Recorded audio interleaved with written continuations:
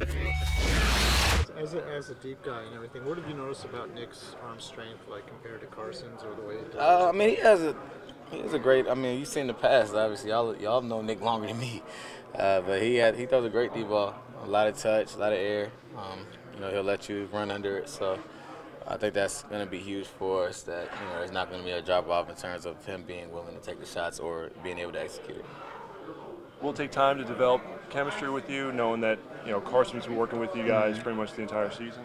Yeah, I think I think we'll be able to execute fine, but I think there are little things that we'll be able to learn more as time goes on. Luckily for us, that we kind of clinched our playoff spot, so we know we have a chance.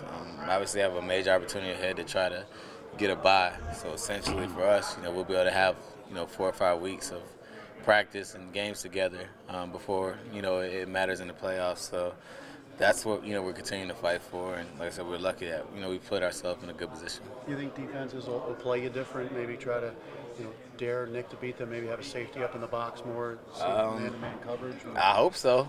I don't think that'll be the case. I think they'll play us the same. Like I said, the only difference, really the only major difference, that Carson's probably a little more mobile. So there's certain coverages that we may see a little bit more, but otherwise, Nick can make big time throws just like Carson can. Then the guy throw for like 7 touchdowns or something in a game. Like we're not talking about me coming off the street.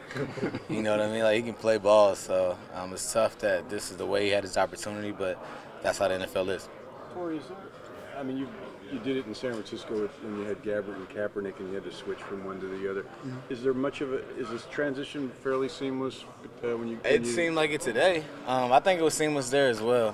When you're dealing with different guys because you're with them in the off season. So I think it's the same thing. It's not like it's not a comfort level for us as players because we've been together all off season, and for a guy like I guess it's the same to me. I view it the same. It's just the circumstances are a little different. As the season has gone on, and your numbers weren't maybe what they could have been or should have been, did you notice other teams like shifting their attention more over towards Alshon, or were they saying, okay, we're not going to worry as much? Or? Yeah, I wouldn't necessarily say. I think there's been times where the safety definitely cheats towards Alshon, or there's been times where like I can say directly to the Seattle game where Earl Thomas comes flying my way to take away something going deep. So it's kind of been that way all season. And there's been times where, like I said, I've been able to draw coverage and open things up for guys underneath, or even win my own matchup. So I think it's just it's kind of just how the season, just the flow has been a little different. You mentioned how everyone in the locker room is still confident with Nick at quarterback. Mm-hmm. Why is that the case?